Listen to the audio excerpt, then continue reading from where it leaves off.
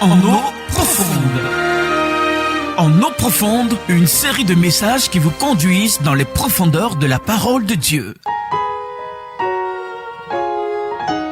Le message que vous allez suivre, bien-aimé, est donné par le pasteur Gadji Abraham, président fondateur du centre évangélique Ebenezer. On se tient debout. Lève tes mains vers le ciel. On va prendre ce décret maintenant. Que quiconque dans le monde spirituel travaille contre cette œuvre,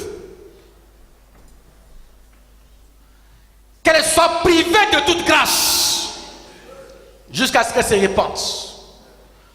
Que toutes les stratégies qu'il a utilisées lui soient complètement renvoyées de manière entière et totale, sauf si elle se répand. Cette église s'appelle Ebenezer, la pierre de secours. Quiconque tombe, cette pierre est brisée. Et quiconque sur qui cette pierre tombe est écrasée. Parce que Jésus-Christ est notre Ebenezer. Dieu est notre Ebenezer. C'est la pierre de secours. Je déclare ces paroles. C'est pourquoi je libère les habitants de ce quartier. Je les libère du nord et du sud, de l'est et de l'ouest. Et ils s'accourent par milliers, et l'espace devient trop étroit à cause de ce que Dieu fait ici. Je déclare ces paroles, que toutes les bonnes paroles que Dieu prononce cette église, sur la vie des frères et des sœurs, toutes les bonnes paroles et grâces qui ont été données s'accomplissent de manière parfaite. Aucune des paroles ne reste sans effet. Toutes ces paroles s'accomplissent. Je déclare cela et je le décrète ainsi au nom de Jésus. Amen. Alléluia. On va voir la deuxième partie de notre enseignement. On a vu beaucoup les implications, on a vu le sens de la foi, on a vu les implications. On a fini avec les implications. Maintenant, on va voir en deuxième grande partie de notre enseignement sur la foi qui dépasse les montagnes, le fondement principal de la foi.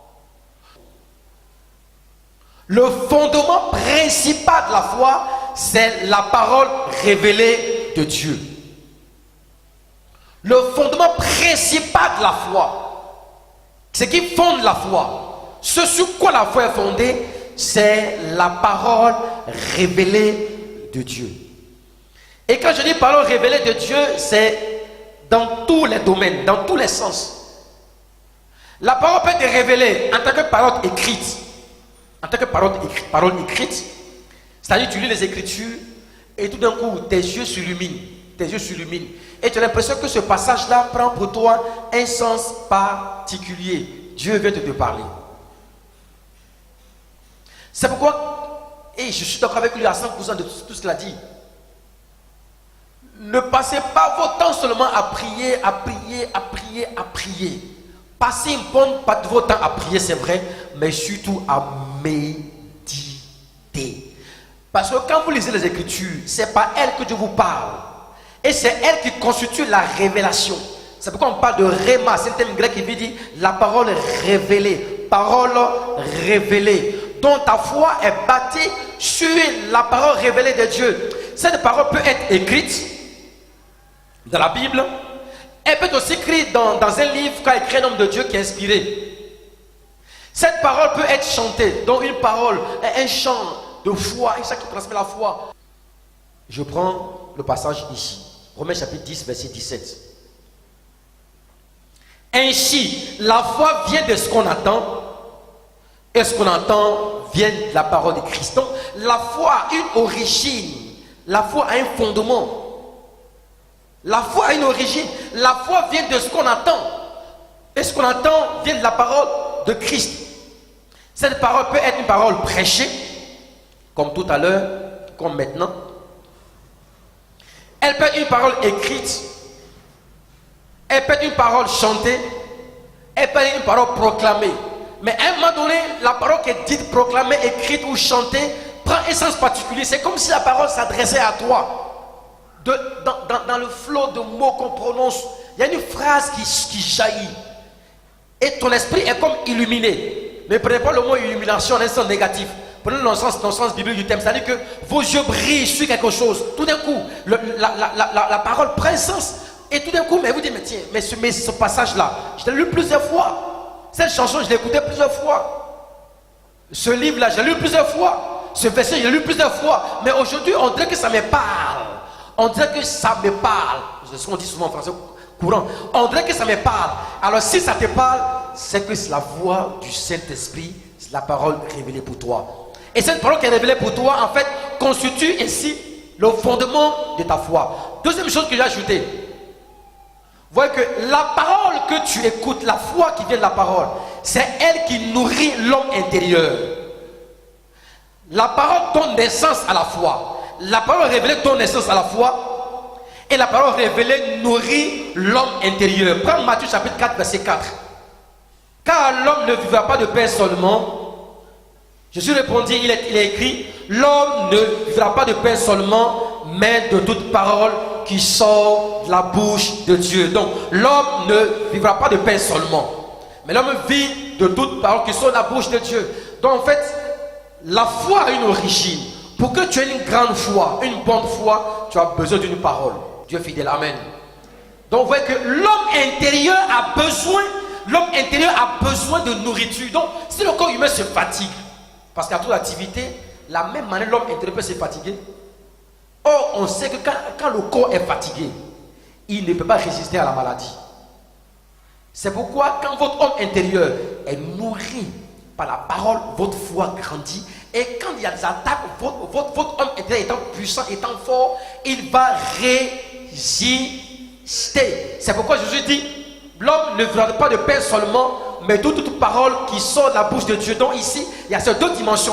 Il y a l'homme extérieur qui est le corps qui vit la nourriture.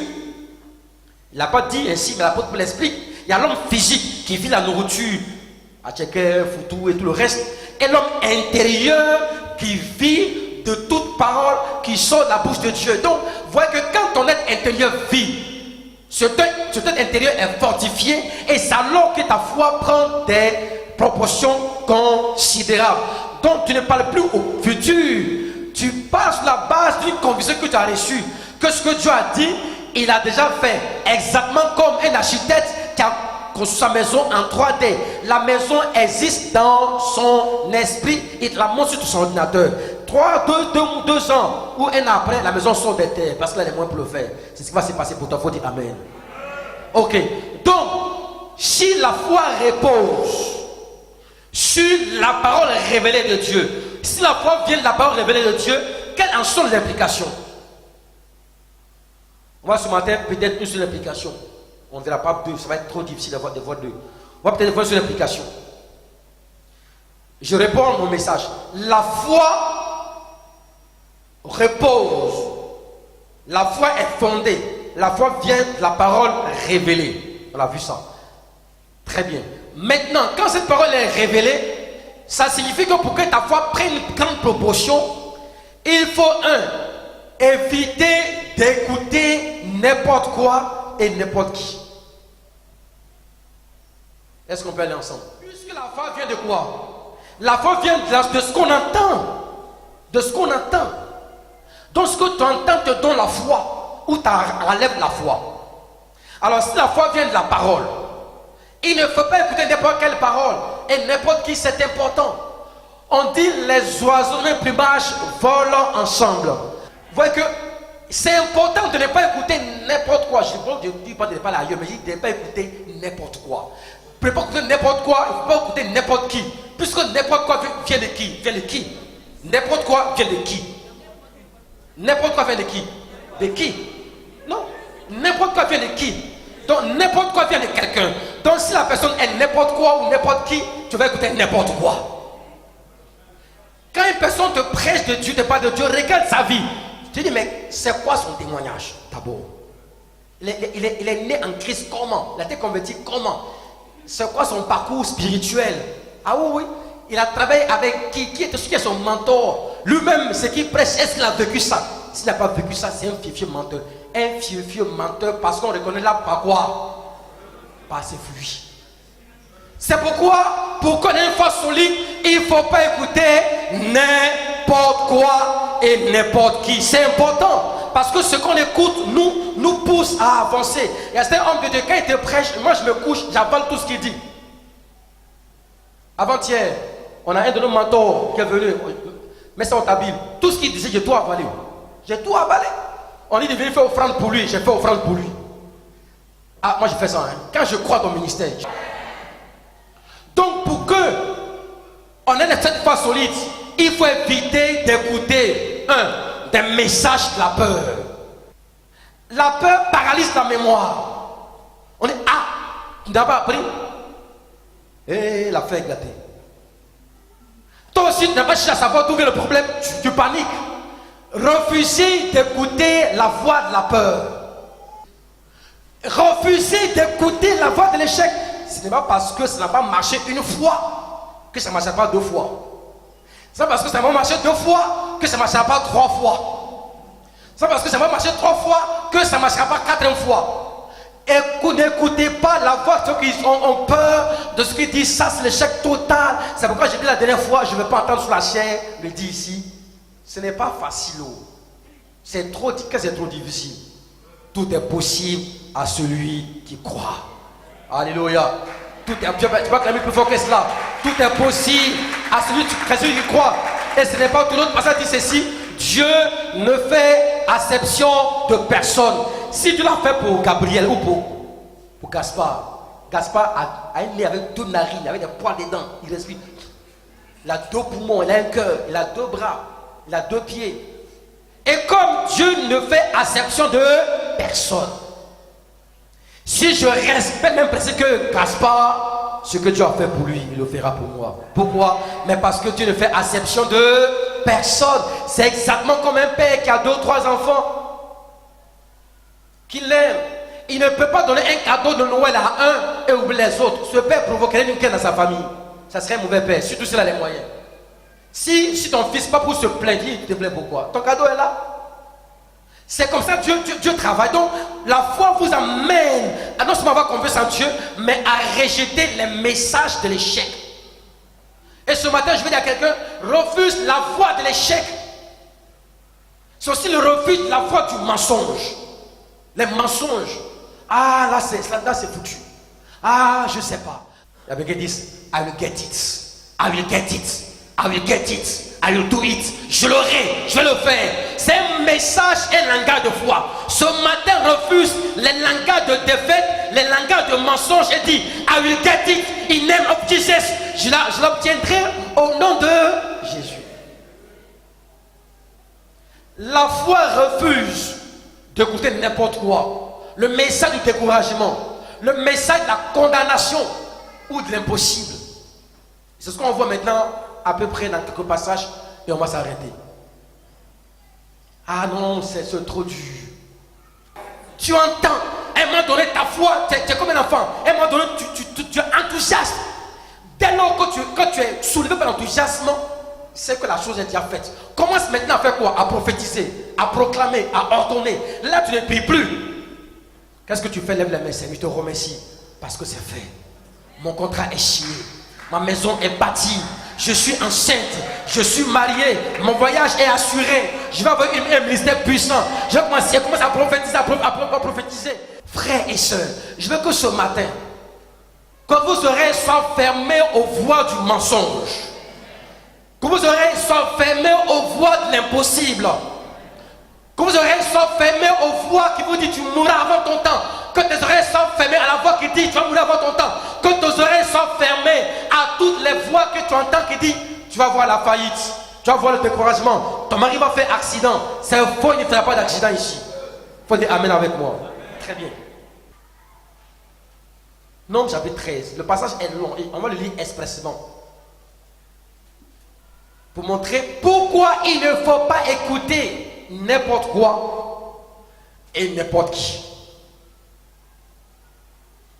Je suis sur mon premier point. Ne pas écouter n'importe quoi et n'importe qui. Ne pas écouter la voix de l'échec, la voix de la peur, la voix du mensonge, la voix du découragement, la voix de la condamnation, la voix de l'impossible, la voix de la faillite, la voix du divorce.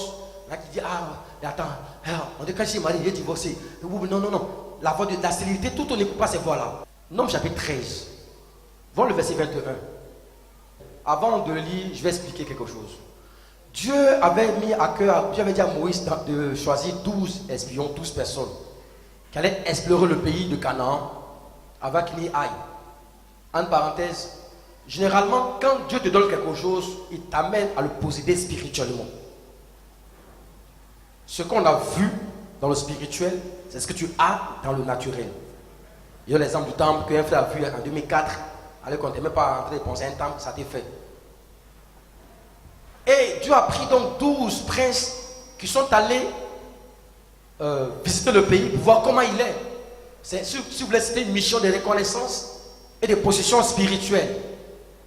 Et quand ils sont revenus, ils ont fait un rapport à Moïse. Et on m'a dit le rapport qu'ils ont fait, notamment lié au premier point, ne pas écouter n'importe quoi et ne pas écouter n'importe qui. Je lis maintenant. Ils montaient et exploraient le pays depuis le désert de Sin jusqu'à Riob sur le chemin de Hamat. Verset 25. Il fut de retour de l'exploration du pays au bout de 40 jours. Verset 27. Voici ce qu'ils racontèrent à Moïse. Ils sont maintenant en train de faire un rapport à Moïse. C'est ça. Nous sommes allés dans le pays où tu nous as envoyés. À la vérité, c'est un pays où coule le lait et le miel. Et en voici les fruits. Verset 28. Mais le peuple qui habite ce pays est puissant. Les villes sont fortifiées, très grandes. Et nous y avons vu les enfants d'Anak. Je m'arrête là un instant. Les enfants d'Anak, ce sont des géants. Et Goliath est un fils d'Anak, des géants, environ 3 mètres chacun.